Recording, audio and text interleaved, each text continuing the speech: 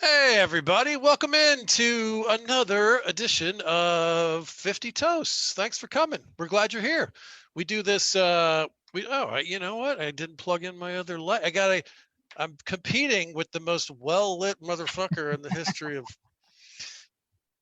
It's Chris Spangle, right there. Very excited about having him on. Let's do a few housekeeping things and dive right in. We do something here live, Facebook Live, every Wednesday night at 9 p.m.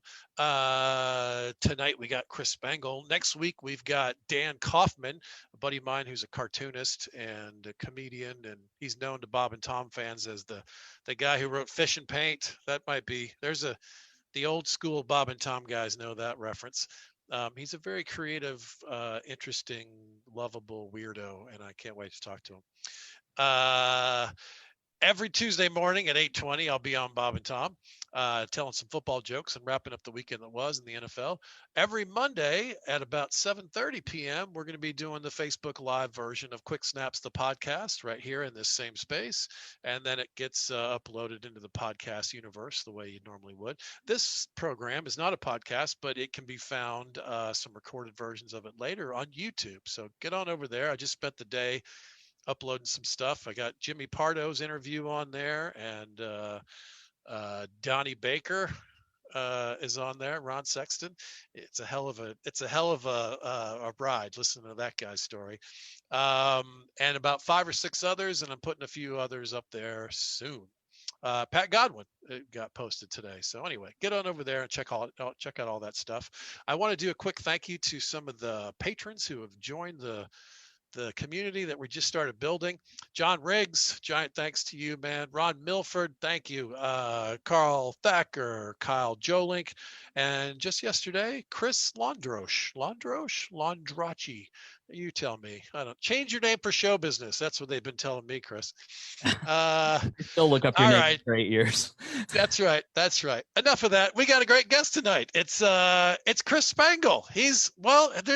I don't even know how to describe you. You wear so many hats, but among them, you are the digital director of the Bob and Tom Show. You're the social media guy, and there's a lot to this. That's actually going to be my first question. Let me finish the intro, and we'll get right back to that. You've been kind enough to let me buy you a sandwich and have you educate me on all things social media on more than one occasion, if I'm not mistaken. You've been very good, very helpful to me in that regard. And you've become a giant in your own world with this We Are Libertarians universe that you've been building. Correct. And also, a giant in my own head. Yeah. And also the Pat Down podcast. That is an insane, crazy thing. I can't believe that you do all 3 of the things I just said, not to mention the other 17 things that you do. So you got range, my friend. Yeah, I wake up at 6 and I work till I'm done, and I have a very patient girlfriend who allows me to ignore her while I work, but it just requires a lot of concentration. And yeah, I'm appreciative of you inviting me on. You've had so many great guests, and I guess it's best described when you plugged that I was going to be on and Tom got to my name, there was a sense of questioning, disgust, anger, and then Crispy Lee howling with laughter. So it's you do have some good company. We have had a good run because it was like back to back to back, like it was yeah, right. We had Pardo, and then we had Christy Lee, and we had Pat Godwin, and we had Josh Arnold and Chris Spangle. We're gonna do what? It's funny that they. And it's funny to me that they didn't describe your role in their worlds at all. I kind of thought they were going to, but you know what? They also didn't about Ron Sexton. They didn't want to talk about it, or they were afraid to take off Santa Claus's hat or something. Maybe. You know, they're a funny bunch. I don't know. I laughed because it's like I'm the little brother there. You know, I'm a behind the scenes person on the show, and I'm not on the show. I have not been invited in the room. Nor will I ever be invited in the room, which is okay with me because I don't think I'd be very good. But I do have these other side projects, like the Pat Down podcast, for instance, has become really popular. So it's been sort of an awkward, uncomfortable year in some ways, just because like my anonymity has been blown mainly because of that project, and some of these side projects. But it did make me laugh. It was sort of like, and crit is Spangle. Any of your audience is doing right now. It's funny to hear you say this, because I thought that in my head, and I thought, probably overestimating how that sounded to anybody else. No, there was a little bit of a and then Christy was like, "Oh, you guys with the politics, you'll have a conversation," Yeah. So there's a bit of a dig at both of us.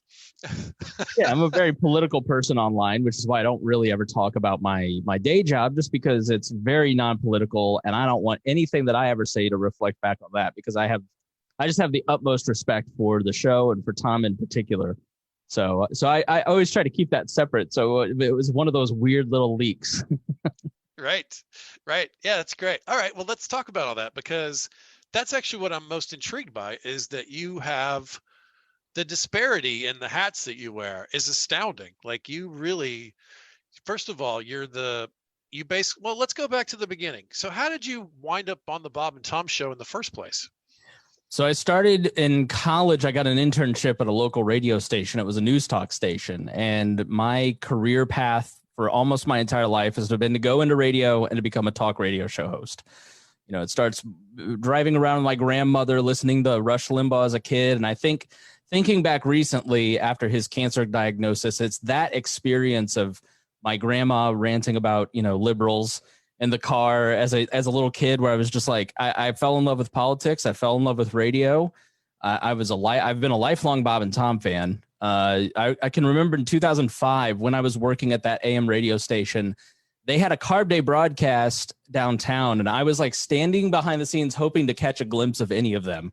Yeah. I never thought I would ever get to meet any of them, let alone have the experience I've had the last 8 years. But I started at that talk station as a producer, a reporter, an engineer. I got a great experience doing a ton of stuff, and I really dialed in on social media marketing there. And it was the lowest rated AM station in Indianapolis, which I think was the 50th market at the time. So I was at the very bottom of the rung, but I got to learn a ton of stuff, specifically how to market a station with no money in the beginning, because that was 2005 that's when social media started.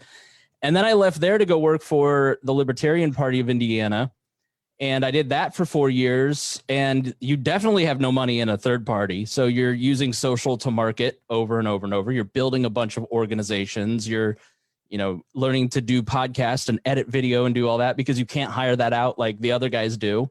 And then left there to go to an advertising agency. And while there, I met PJ Yinger, who was the graphics guy, because he did a logo for me. And he started picking my brain about stuff. And he's like, I really want you to meet Tom and tell him this. I go, I'm not going to meet my childhood hero and tell him how bad I think his website is. Like, it's just no go. And what I didn't know is that they were looking for somebody to help kind of bring up some of the social media and some of their platforms. And they had been kind of in they were looking to evolve.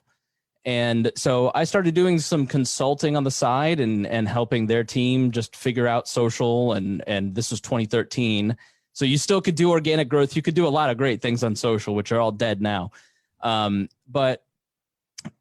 then they made the switch. They made a big switch, and they needed to have everything completely transferred over and manage this giant project. And they brought me on staff, and I started in late 2013 and became the digital director. And from there, we evolved it from I was doing social media marketing to now it's Jeff Oskey, who is really the unsung hero of the behind the scenes of the Bob and Tom team. I mean, he's just so instrumental. And the expansion over the last 3 years of all the video program and all the stuff we're doing now is really because Jeff has taken on a lot of work, and he's just an all-star. But Jeff and I do video editing, video streaming, social media, podcasting, just all kinds of stuff. And there's about 10, 12 people on staff, and everybody's working on all these different things in collaboration with each other at all times. So it's really a team effort, but that's kind of the gist of what I do. You guys have come so far from where you were.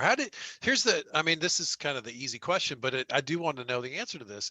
Tom is a hero of mine too, and he has changed my life, and I owe him everything. He's been so good to me, but not the most cutting edge technology guy, right? Like he doesn't even, as far as I know, he does not even on social media, even privately. No. So how do you drag that sort of, ethic about this universe to the modern world? That seems like a tough challenge. I don't have to drag anybody to do anything. Tom is, you can see it on the show because nobody takes more hits than Tom, right? Like nobody's made fun of more than Tom. Like I'll never forget watching a bit that Josh did, and Tom is writing jokes about himself and laughing at Josh making these horrible, like Tom is, he's not a prideful person. He is a very open-minded person, and he knows what he doesn't know. And he hires smart people to do what they need to do and then lets them do it. And he knows that he doesn't know a lot about this world. And now he knows what he likes and he knows what works. And I can tell you that he will tell me something and I'll go, oh, that's never going to work. And then I'll do it and it'll explode because he just has a sixth sense for what his audience wants. And so Tom is not only very open-minded and lets people do what they need to do and just says, hey, I trust you, go with it. But he's also a great example. Like he's there at 3:30, 4 o'clock every morning. Nobody works harder than him. Nobody prepares more than him. Right. Nobody's more on the ball. I mean, he's just, and that's part of why I think that I've kind of evolved myself and going, all right, well, if Tom can get up and do this and Tom can do that, then I have no business watching television at night when I could be doing something more productive. You know what I mean? Like he is getting up at 3:30 in the morning. He's working till 8 p.m. He has a great family life. Like, so I've watched his example over the last 8 years and he's just been a huge influence on me. Yeah. He's a monster, and what he does is so hard to do. He's ultimately in charge of juggling balls in the air for 4.5 hours, and he's the one who has to catch them when everyone else drops them. What he does is a crazy miracle that it happens 5 times a week for 30 years. It's crazy. All right. So then I have so many questions about everything. I listened to a little bit of We Are Libertarians this week in preparation for this. I used to listen to a lot more podcasts, but it's been hard this year because for me, listening to podcasts is about walking through airports and being in a rental car and driving to a gig and being on a train to go do a midnight set somewhere in the city in New York. And I haven't been doing any of that stuff. Yeah. So I caught up a little bit this week, and I listened to you talk about a few things. One of them is you have some trepidation about social media. Mm-hmm. Talk to me about that. The social media that started in 2005 and evolved and gave me the career that I have is a lot different now than it was then. And I think we've learned a lot more about the nature of it. And so while I spend too much time there, but most people do. Like there have been studies that show people spend 2 out of every 5 minutes on Facebook. And if you talk to any person that's a social worker or a teacher, they'll tell you that the mental health crisis of kids in K through 12 education and acting out is almost solely due to signs of neglect in kids who are being ignored by their parents who are on their phone. You know, and it's easy to do. And it's easy to kind of like, it's hard to read a book now. Once I got a smartphone in 2010, like it's harder to read a book because you get a page in and your brain's going, wonder what's going on out there. You know, I want to hook into the matrix. Like I really have a hard time trying to get my brain to reset to real life. You know, if I'm having family time, trying to make sure that I am ignoring what's going on out there and plugged into what's happening here, you know, because it's hard to do, especially if you're managing a few different brands and there's always something to share, or there's always something, you know, when you're running a content machine, it's hard to check out. But I don't think that I'm unique. I think that a lot of people have that experience with it. And what I've seen with Facebook in particular, but they all kind of do this, if you run something like a political page, like the We're Libertarians page, I can post helpful, like I just wrote a post on here's your basic guide to voting. Like lots of people have basic questions because a lot of what we try to do is, even though it's geared towards libertarianism, I try to explain the news, give people context of what's going on, try to give a nonpartisan, independent look at what's happening. Like this weekend, we're going to talk about the Hunter Biden thing. Okay, we post our show notes, which are usually 16 pages long. Like we do a lot of research. We try not to be crazy. We try to just show you our work so you can trust what we're saying and you can pick that apart too. And because people just don't really trust what's going on. You take something like that, for instance, and it's like, I don't know if I should trust this universe over here or this universe over there. And we're kind of the voice in the middle, trying to help people make sense of things.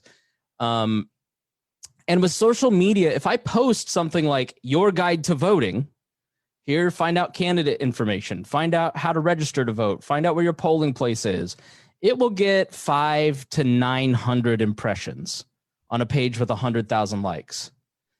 If I post something that I know after 20 years of doing this will inflame an audience and poke all the right buttons, then it's going to get 50, 60,000 impressions. Yeah. And so Facebook, despite all their protestations of how they've fixed everything and they're trying to be more responsible, they really haven't been. And I can tell you as a content creator, it's a constant battle within yourself to avoid going lowest common denominator. And again, going back to what my day job and the example that is set there and the standards that are set there. And yeah, you could do that because you can eat candy bars all day, every day. But eventually the consequences of that are really severe and dire, and it's not going to make you a healthy individual. And so, as a person who's constantly spending all day thinking about what am I putting into other people's brains with what I share on all of these different platforms, I think really hard about the impact on the other side of the mouse. What is this good for them? Is this good for me? And it's really taken on a very trying to be very thoughtful about how I manage things, especially on the political side, because it's just so easy right now, especially in an election year, to just inflame. And you can get, we were stuck at 97,000 likes for 2 years. And all of a sudden we're at 102,000 likes in 2 months. Well, I could probably be at 120 right now if I really wanted to poke, but you just can't do that. You have to really think strategically about what's good for you, what's good for them. And right. I don't know that it's totally, I think that the addictive nature of this stuff, the outrage machine that we've got that's giving us the dopamine hits, isn't always good for us. Yeah, for sure. But we're still working within the world where we desperately need this machine that we're beginning to question. So it's an interesting balance. You're the quintessential example of literally being a social media director in a way and beginning to go, ooh, yikes. So that was an eloquent run through of it all. I agree. I'm trying to grow a brand. In fact, I might be launching a brand here soon. And very much of the plan is to build it on social media. But yeah, it's there's definitely some concerns about it. That's for sure, man. It's easy to get lost in it. That's and it is lowest common denominator. It's funny that when you said that, I thought that's true. That's always true of a comic too. It's very you don't want to do an hour of sex or penis comedy, but what? But yeah, time to replace my act. One might, one has. But one shouldn't. It's right. It's every industry, right? Like every industry I've ever dipped my toes in, be it marketing or journalism or radio or politics or comedy or stand-up comedy, there's always an easy path, and you can be Tommy Lauren, or you could be pick your both sidesism, hyper partisan leftist, playing for the cheap seats, right? Or you can be the comic who's doing the hacky material, but that's kind of what people want. They love it. You could be a journalism site and just do top 10 lists all day long. But there is a consequence in doing that. You lose respect from your peers, which you, in the end, appreciate far more than most other things. Like, and I've seen this and I've learned this kind of from the comedy world. Like, you guys have a very strong ethic, and it reminds me a lot of journalists. Like, there is a lot of call out culture, setting kind of the boundaries of what's acceptable. You're not supposed to do this, and steal jokes, and how dare you, right. And it keeps the product better. It keeps comedians healthier. It keeps them sharper, because they're not just playing to those cheap seats. They're pushing the edges of what actually is interesting and what is groundbreaking. Yeah, I got a call years ago from an academic who was studying this, and he was fascinated because he found stand-up to be sort of the paradigm of artistic self-policing that you don't see in other fields. Like his example was like in the fashion industry, if there's something that comes out that hits, everyone steals it the next day and builds their own version of it. And he was intrigued that comics had such a strong sort of ethic to be original that they would literally shun each other if that wasn't followed. And so somewhere, I'm a footnote in an academic paper about this because he was intrigued. He wanted to talk to a comic. Luckily for him, I did some academia, and so I love talking to him about stuff like that. So that's a good segue. There was a time when I was a political expert. I had a master's degree in political science and studied American elections and worked on a campaign, and I have gone the other direction.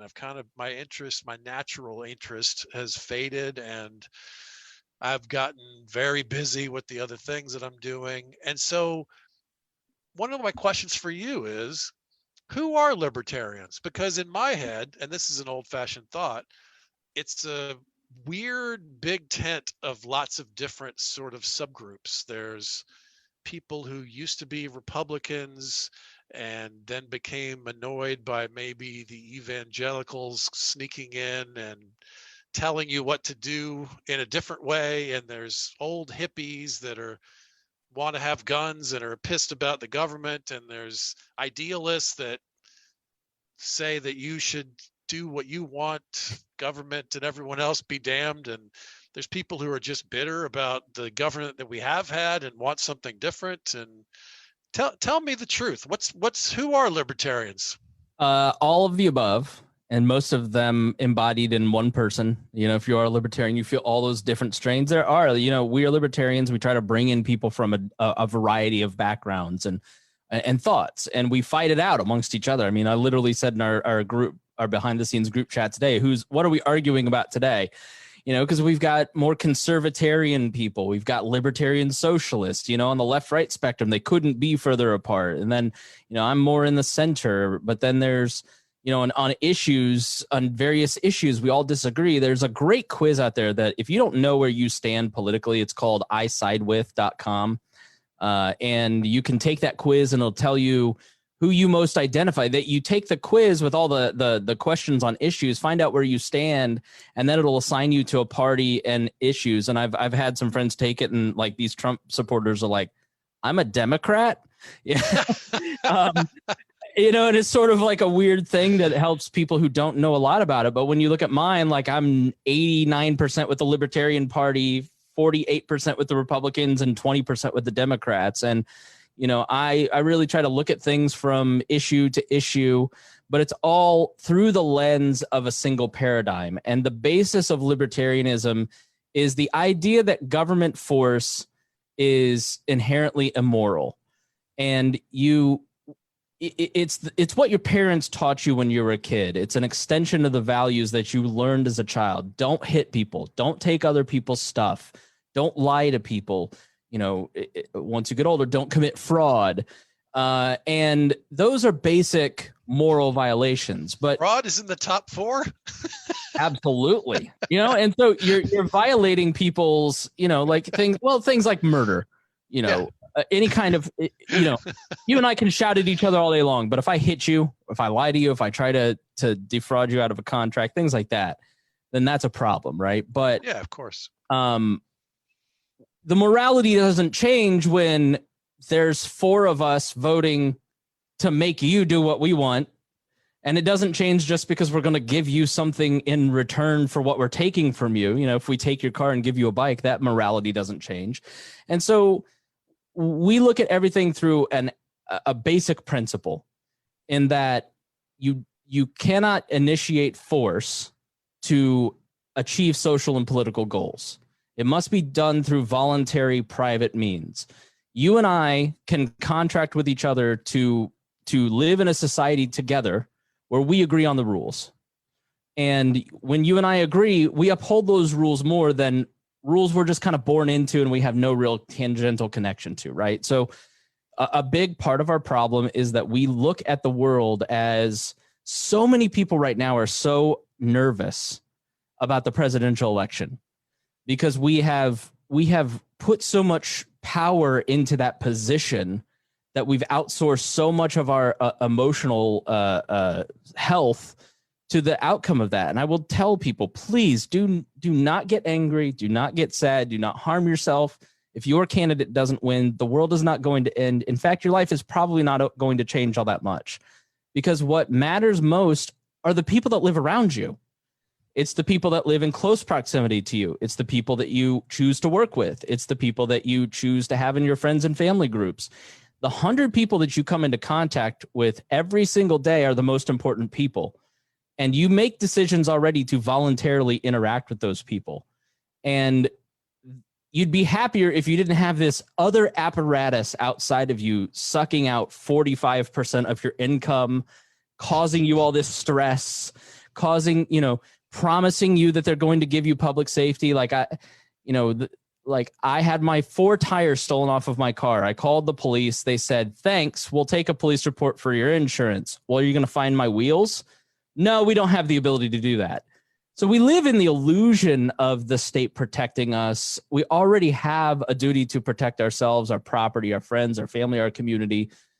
It's just time to take ownership of that and stop outsourcing that to a mythology that somehow this is all benefiting us. Because at the end of the day, I don't think there's anybody that turns on the news and goes, government is benefiting me and other people in a very concrete, positive way on the whole. Yeah. I hear you. It's a pretty clean philosophical point of view. It's tricky for me as, coming from another world. For me, there are things that individuals don't do well and communities do very well. Like, for instance, roads and schools and libraries and healthcare. And military defense, which is probably my least favorite of of all the things on a list. But those things you can't just leave to the individuals to sort out in a laissez-faire world, in my opinion. Now, that's a debatable point, but in our current environment and our current setup, I could see how you could see that. But when you think about the world that you want to create in 2100, like I do, and the world we are going to move towards because of technology, those issues become less important because you're no longer militarizing 370 million people to invade Iraq, for instance. You're not being aggressive. You're choosing to put economics first. I think that what we will see over the next decades is that as technology advances and people find it so easy to earn a living, to start a business, to voluntarily cooperate with each other, all that other stuff becomes so much less important because the economic becomes so much more important. As as the world becomes more decentralized, people will become more comfortable with it. As we move away from the greatest generation mentality of the way that society was organized, those people, our grandparents and great-grandparents, are very comfortable with big institutions. They served in the military. They watched Walter Cronkite. They believed that world existed. But, that mindset is fading away, and we have no ability to go back to the world of the 1950s because the internet has fundamentally, radically changed everything. There are gatekeepers, but there are no more walls. You and I are proof of that. And so you can sink or swim based on your own talent and work ethic, and everybody is in that kind of same position. And you have and the people that don't have the ability to pull themselves up by the bootstraps because they have no boots, it's never been easier to help raise money for them, to find out their story and provide aid to them. I think you're seeing in the internet. So when somebody says, give me an example of a libertarian society at work, the internet is kind of a good starting point to look at, because that decentralization allows for massive growth of new opportunities in helping people, starting businesses. And that's only going to increase, because as we transfer from big corporations to the gig economy, we're never going back to the big corporations. So now government has to change, education has to change, like media has changed, like comedy is changing, like everything else is changing.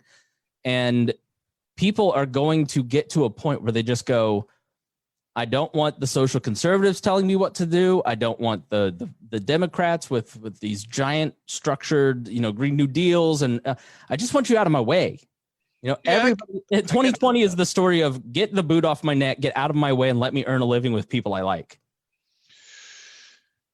Yeah, I hear you. I don't want to have a big political debate. I want to say 2020 is also proof that we need communities, and we need to agree on things, and we need to help each other in a way that's not every man for himself. That COVID vaccine ain't going to come out of space. It's going to come from community efforts, organized business interests, all of us working together. That's how we solve problems like this. And I feel the same way about some of the other things like whales. If we don't agree collectively on a global scale that we're not going to kill all the whales, there ain't going to be no whales. That's a government thing. That's a community thing that we do together as humans to get on the right page together. Let's take masks, for instance. Because I'm not a COVID denier. I don't think it's a hoax. I think it's real. I took it very seriously from the beginning, trying to figure out what was going on. You saw businesses like the NBA and the NCAA walking away from millions, if not billions of dollars, because they wanted to do the right thing in a lack of information environment in March, saying, in good conscience, we cannot have these events. We have to cancel these events. Businesses across the spectrum did that. People are willing, and Stuart Huff was on my podcast years ago and gave this great analogy. He's like, I witnessed a car crash, and several of us pull over, and it's a group of various races, colors, creeds running to help this person. And not once did any of us go, I wonder if the person I'm going to save is Jewish, or are they white, or are they, whatever, right? When we see people in trouble, when we see empathy really does work. But what gets in the middle of that empathetic response is a sense of resentment and backlash. And the greatest driver of resentment and backlash in the world today is government, is politicians. I totally disagree about that. All right. Why? Well, I would say the biggest resentment in my life is health insurance, which is a private company, which is set up like the mob to help me if I have a problem. I give them a little protection money every month. And as soon as I have a problem, they try to fuck me out of the protection that I bought. And Sure. They're a giant bureaucracy that doesn't even need to exist. If there's a single payer plan, if you and I just agree that if somebody gets cancer, we all chip in a little to help them get out of cancer, then we don't have a health insurance industry. We're all better off, and the cancer treatment's better. It's a win-win-win.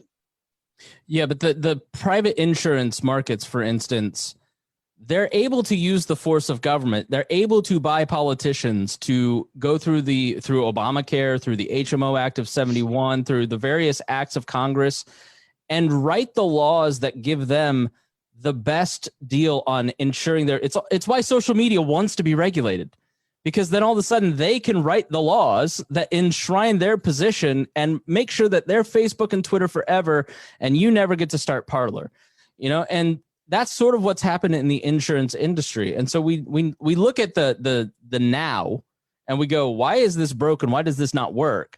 And we never go back and look at, what are the tools that these companies use to build this corrupt network? And it's often the force of government instead of the free market. We don't have a free market system. We have a Frankenstein system that has been built over a series of major pieces of legislation that they've personally designed. Yeah, I agree that it's a gigantic mess that doesn't succeed from any of the points of view at any level. But I would say to you that the issue is not that the government is the problem, it's that we don't agree as a culture. This is something that's puzzled me for always. You and I both agree, I think, and most people in America will agree without a hesitation, we all have the right to an education. Mm-hmm. Why don't you have the right to leukemia treatment? Why is that something that you have to pay for, or maybe you don't get it, or maybe you don't get it at a level that's good? That doesn't seem fair to me. Yeah, I don't think there's anybody on the right or on the free market side of the argument that doesn't agree with that there shouldn't be low cost, easy access healthcare for anybody that's suffering. What we disagree on is the methods to get to that point. You know, the right. way that the system is set up. There are a lot of free market healthcare systems that operate just like you described. You often hear them advertised on like a conservative talk radio network. You know, the group of Christians that have several thousand people in it that contribute monthly, and then they draw based on need, and it's a private insurance network. Those exist. You can get involved in those and opt out totally. There's a lot of doctors that opt out totally from Medicare, from the private insurance network, and they take cash only. What happened under Obama and has happened under Trump is that the federal government is trying to limit their, if not kill off, all of those options, because they don't want those options to exist. They want their system. It's part of why, you know, so. Yeah, but they're only even in this mess because the culture at large doesn't accept the premise that we should all chip in and take care of each other. Otherwise, it would be a single payer system and all of this mess would disappear. There's no reason a cash register should be involved with a healthcare visit. There's no reason that I, upper middle class dude, am hesitant to go get healthcare because I can't afford it. And what about the other 250 million people below me on the income level? What are we doing to ourselves? That, in my opinion, that's a failure of the community. That's because we haven't stepped up like almost every other industrialized country has and decided to do that. We have the means. Yeah, it goes, all of these arguments we could argue about any issue ad nauseum. But we're a country of 370 million people, and you can't, when you force other people to participate in your worldview, you invite them into that process. You can't force people to care about what you care about. And what the free market system, what laissez-faire, what libertarian, whatever you'd want to call it, says, it goes back to something that Thomas Sowell talks about in his book, Conflict of Visions. There's two types of visions for government. There's the person who says we can pass legislation that will perfect society. We have the ability to pass enough laws to make it work. And then there are the people who say, we need to just look at the cold realities of human nature and design systems around that, and that there will be a certain amount of bad actors that you just can't cure. There are just a certain number of people that are never going to wear masks. It doesn't matter how hard you go in terms of legislation. There are some people who are not going to wear masks. And the more legislation you pass, the more of those people you create. You know, the more you try to force people to participate in things instead of persuading them, then the more resentment and backlash, the less compliance you have. That's the libertarian argument about all of these things, is that I truly believe that you can persuade people to do the right thing for a large percentage of the population. I think we saw that this year. I think a large majority of people looked at this and said, I'm willing to stay home and sacrifice for a couple weeks, 2 to 3 weeks, how long? 4 weeks, right? Like, just be honest with me, be straight up with me. I'm willing to do that. But then once it starts to like, well, we're going to do this till the vaccine, and we don't know when that's going to be, and it starts to change a little bit, and people feel like they're not being told the truth. And then the businesses that are marked essential, for instance, are big donors to our state's governor, or, like it goes back to Hayek's knowledge problem, which basically this guy, Friedrich Hayek, said, there is a a complex society like ours is too large and unwieldy for there to be a group of experts to run the government effectively. It cannot regulate itself because you can never learn enough to actually perfect. I disagree with that. You want experts to run everything. In fact, that's one of the problems in a democracy, is that most of us who vote have no idea what we're doing. The weakness of democracy isn't that it doesn't work well. It's that the people in the democracy aren't working on it. They're not doing it well. That's the biggest weakness in a democracy, in my opinion. I will say this. I listened to some of We Are Libertarians today, and I'm very impressed at how much homework you do and how open you are and how thoughtful you are. And I specifically listened today to the one about the language is escaping me. The Presidential Debate Commission. Is that the right phrase? Yep. That's a great one. And you make a great point about, and I think a lot of libertarians, this is one of the thrusts of their frustration, is that they're squeezed out of the conversation. And I totally agree with you on that. And I want to ask you, because basically your point was, and I totally agree, that when third parties are squeezed out of the debates, they're squeezed out of the big part of the conversation, and they get squeezed out of the public perception that they're a realistic option. And it doesn't allow them the chance to really build and grow and be. So where do you draw the line? Because I don't know what the answer is. How do you decide who's in a debate? So there are really only 4 parties in America today. Like there's the Constitution Party, there's the American Solidarity Party, there's parties, right? The Transhumanist Party. But when you get down to it, there's the 2 major parties we all know, and then there's the Green Party and the Libertarian Party. And they consistently get on the ballot across the country. Joe Jorgensen, the presidential candidate for the Libertarian Party, will be on all 50 ballots this year. And I believe in Washington, D.C. too. The Green Party candidate, Howie Hawkins, I don't think will be on all the different ballots. What most people don't realize is the Presidential Debate Commission, founded in 1988 after Jack Anderson had a strong race against Carter and some others. It was formed by the Republican and Democratic parties, right, and took over the presidential debates from the League of Women Voters for the sole purpose of excluding everyone but Republicans and Democrats. And then Ross Perot squeaked through in 92. Well, after Ross Perot, they fixed it, and they said you can only, to get into the debate, to get Howie Hawkins and Joe Jorgensen into this debate, you've got to be at 15% in polling, and it has to be in the polling from these 5 firms. Well, those 5 firms never add Joe Jorgensen or Howie Hawkins to their polling.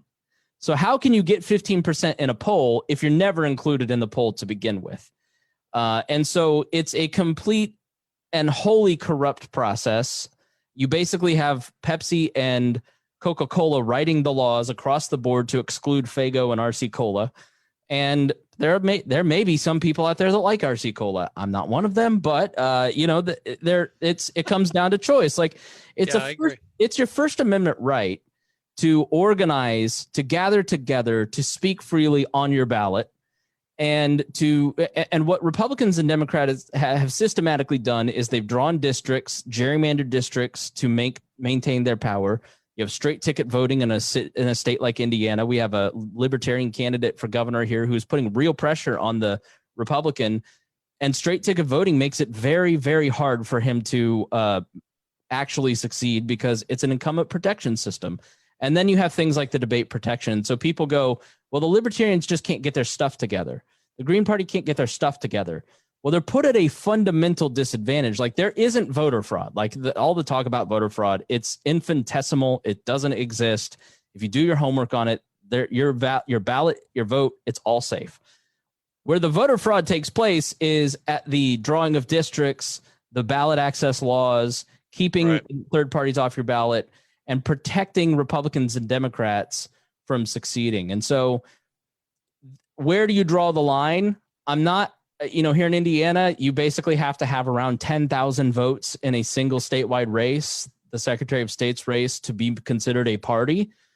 That seems fair, right? Like, maybe not 1,000, but 10,000. If you can organize 10,000 people, which realistically is not all that hard in a state of 6.5 million people, that's fair.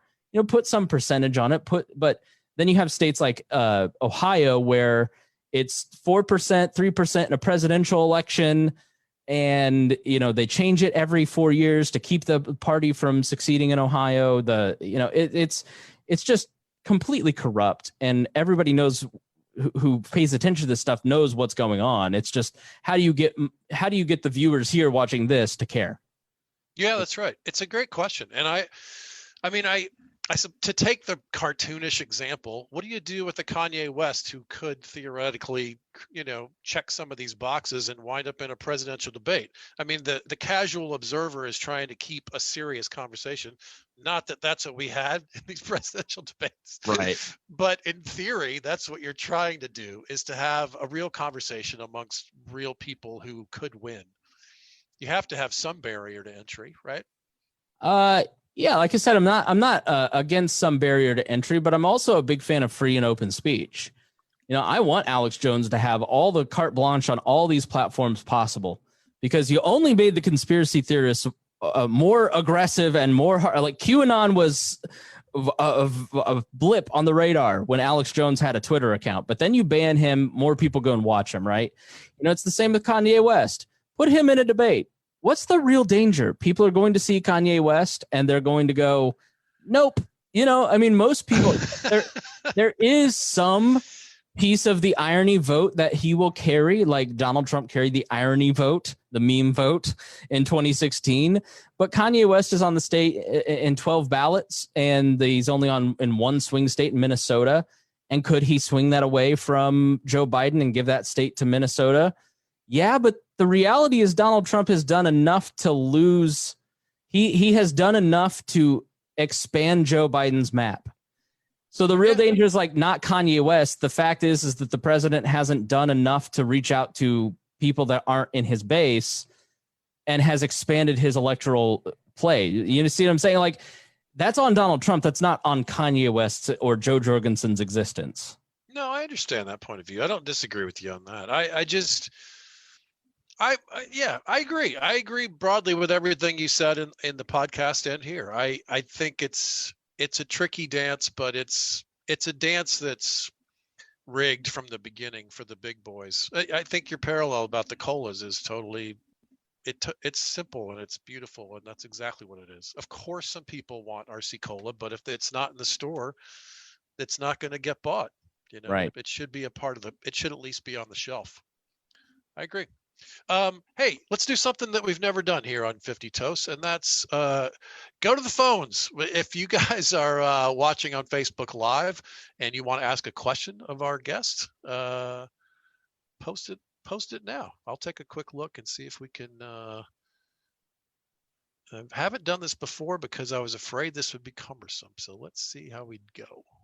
Well, I'm amazed that there's anyone that would want to ask me a question, but I will say Ronald McDuffin made a great joke, the great memester in the Bob and Tom Facebook group.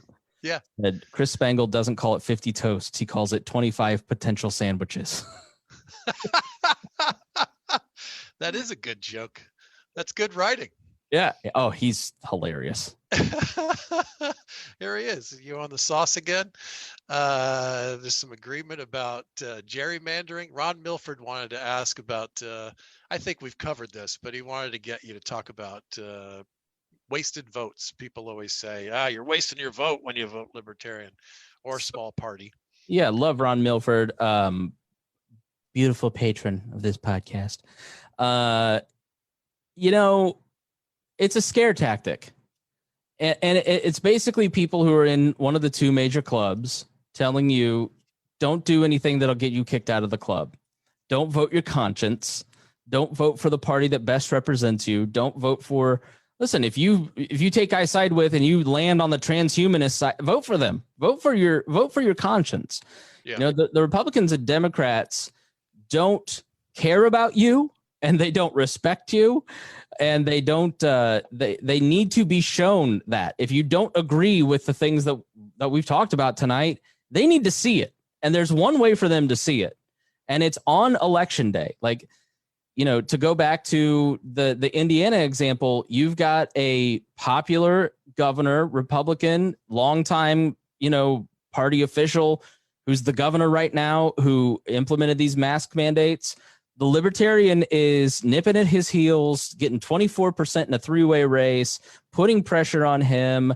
The grassroots here are very upset in the Republican Party at the governor, and they're going to vote for the Libertarian to show him we don't like what you were doing. It's easy when you're in the office to just kind of go, well, I'm just dismissing this one person and their voice. It's really hard when you look down at the ballot, and when the Libertarians always get 4% of the vote in the governor's race and all of a sudden they've got 15% of the vote, maybe I got to check myself. Or, worse, if you're the governor, the Libertarian beats you, and so there is a real honest to goodness check. It's not just a protest vote. I vote Libertarian. I vote for all three parties. I vote independent. I vote Libertarian, Democrat, and Republican. I vote for the person that I like. I vote multi-party every time, but I vote Libertarian primarily, A, because I believe with them, agree with them the most, and I want to actually exercise my principles. And B, I'm not going to buy into the fear that I need to vote for Donald Trump or Joe Biden as a form of self-protection, because we view our vote as like, I got to pay these these Italian mobsters to protect me from the Irish mobsters. I got a line so these guys can beat up on those guys. If I get, it's just, we got to opt out of it. Change takes courage. And if you actually want change in this country, you have to do something about it, and you have to stop being fearful. Yeah. All right. Here's a couple of questions. A ranked candidate system. How do you feel about that? I don't even know what that means. Educate me. Ranked choice voting, and I hope I don't get this wrong, is favored by a lot of libertarians because it's sort of like if you see the runoffs. So you have two candidates stand for election, and if they fall below 50%, so you have four candidates, and then the top two go into a runoff for the seat. After that, they cleared the deck with the other. So it's sort of like if you've watched a convention, you have the first round. And you've got four candidates, and these three have, and then this drops off, but then these votes go to those three, and then the third round, this drops off, and then they go to these two candidates. Oh, okay.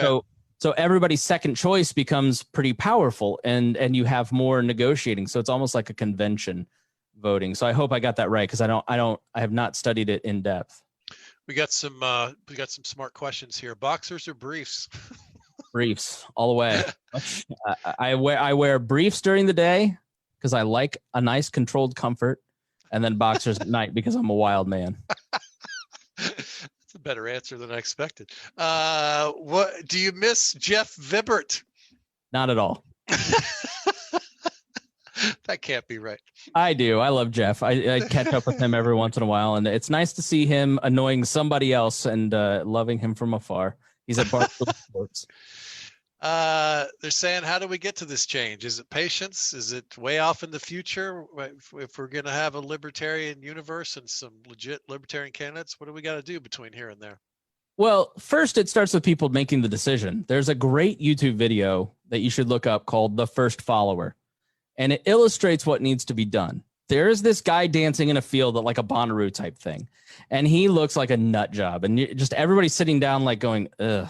I like this already. What a weirdo. Yeah. And then one guy runs up and starts dancing with him. That first follower, the guy who says, hey, it's okay to dance. Then another one runs up, and then another one. And then all of a sudden, by the end of the video, everybody rushes in. And it's such a great, we truly live in a free society. Like, I know we all talk about how we're losing our rights and all that, but like, I literally have a podcast where I rail against the government every Saturday. Like, we live in a free society. We can make changes, and we have the ability to get involved. We just, like you said, choose not to, because we don't think anything that cynicism is killing us. Have a little optimism. Yes, it is off in the future. And I think about 2100, not 2020, but the more of us that choose to opt out, choose to be that first follower and stand up next to the guy that looks weird, that's saying the crazy things because it's not what's done, the sooner we're going to get there. You never know how quickly it can avalanche. That's great. Spangle, does your mom listen to your podcast? No, not my parents. Uh, I will be honest, my dad never got the politics thing. He was very disappointed I was not good at sports. He has apologized for making me play football in 7th grade when I cried a lot. He was never proud of me until I started working at Bob and Tom. And that's when he told me he was proud of me. And I just haven't been the same. I haven't had the same edge since, to be honest. But neither of them have listened to a podcast. My brother has listened to 2. But my dad did say he listened to his first podcast, and it was the Dale Jr. download. So at least we got it on his phone. That's great, man. You're a good sport. I appreciate you coming on and having a conversation. It's funny because when I was coming into this, I didn't want to talk politics. And then I thought, no, I want to. And then I went back and forth. And then I stopped thinking about it until we disagreed about something. I'm like, we need to talk politics. And I'm like, no. I do this all day long. I'm disagreeable by nature. I'm used to it. So I just enjoy it. You're a thoughtful dude, man. I really enjoy your podcast. Go check it out, everybody. We are Libertarians. He does do a totally honest assessment of the news. There's a refreshingness about it that he's not coming at it as one of the teammates in this war that we're constantly watching. So there's something really refreshing about it. You do your homework. I highly recommend it. And the Pat Down podcast, you and Ms. Pat, which one of you is the straight man? I always forget. Well, it's probably me. It's me, Deion Curry, and Miss Pat, and it's basically them. Like, I grew up in Plainfield, Indiana, which is 98% white. Miss Pat grew up in inner city Atlanta, and a part you never drove through. Yeah, no, I've seen it. And so Vine City, and she moved to my hometown, and she had never been around white people till she was 30 years old. Right. And so what we've had over the last 2 years is really a fun look at a lot of different stuff, telling her stories. It's crazy. It's funny. But the under part of it is me learning about Black culture and her learning about white culture, and Deion yelling at both of us. And it is a non-threatening, fun way to hear people have honest conversations about race and learn about each other. And, you know, and it's also the funniest, no offense to you, the funniest podcast you're ever going to listen to, because she's just a freak of nature in such a good way. And like, I get so into the politics stuff and the research and the homework and my work and working full time and doing that on the side. And then I go do these every 2 or 3 or 4 weeks, like sit down, have 3 hours to talk to them. And I have tears in my eyes every time. It's just such a great podcast. And it's so needed right now. You know, what I love about it is just that people really, really enjoy like the comedy, but you learn something through the process. Yeah, she's a character, man. She's hard to, if you don't know Miss Pat, find her.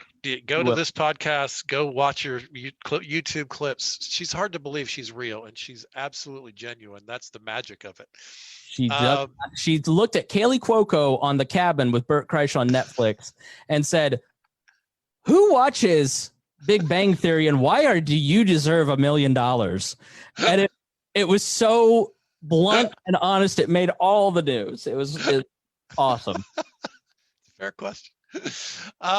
Next week in this space, I will have my buddy Dan Kaufman. He is a lawyer. He is a comedian. He's a podcast host. He's a cartoonist. He's a character. I can't wait to talk to him and ask him all the questions about the cartooning and how it works on Instagram and the whole process. Follow us in all the places that you follow us. It's Facebook, it's Twitter, it's Instagram, and do the same thing with this guy, Chris Spangle. You know him from We Are Libertarians and Bob and Tom Show. And check out Patreon. Go to patreon.com and type in Costaki, and it'll teach you how to do the things and to be one of a very, very new budding community that we are now building. So I'm proud of it. We did a thing with our Quick Snaps, the podcast Patreon folks last week, and I couldn't believe how much I love these people. It's been really fun kind of using Patreon was, to me, it's a little bit like, this is a weird parallel, but it's a little bit like internet dating. Like when it first came out, it was like, I'm not fucking doing that. Yeah. And now I'm like, I love it. I love it. You can just go in there and go, no smokers, no this, no that. It's like internet dating. It's such a great thing. It allows you to support the creators and the artists and the bands and the weirdos. And in whatever you like and to connect with them. And they have a way to thank you back now, which makes it this sort of a cyclical community thing. And so I'm just embracing it now. I'm on the ground floor of it, and we're loving it. Anyway, I have to tell you that you're No, we didn't do any kind of monetization until year 5. We're now in year 9 of We Are Libertarians. Everything changed when we started the Patreon because people felt like they were investing in it. Because if you love anything that a creator does, if you love what Costaki does, you should support that. Think of it as a tip. Think of it as supporting that content, because the model in the new age is just totally changing. But the ability to get to know Ron Milford, the ability to get to know Casey Funky, the ability to get to know the people in the Bob and Tom group or my Patreon group, or it's just such a huge benefit to my life. It is to the creator's life. You get friendships out of it in a time when it's very hard to create new friendships. I love Patreon. I love the psychology shift that happens once people get involved and support in that way, because it just becomes a totally different dynamic. Yeah, I agree. Well said, man. It's been a pleasure, Chris Spangle. Thanks, buddy. Thank you so much. I appreciate it. Thanks so much for doing this. Someday when the world is what it used to be, I'll buy you a sandwich again. Excellent. Look forward. I want some more advice. Absolutely. Here to help. Take it easy, buddy. We'll see you.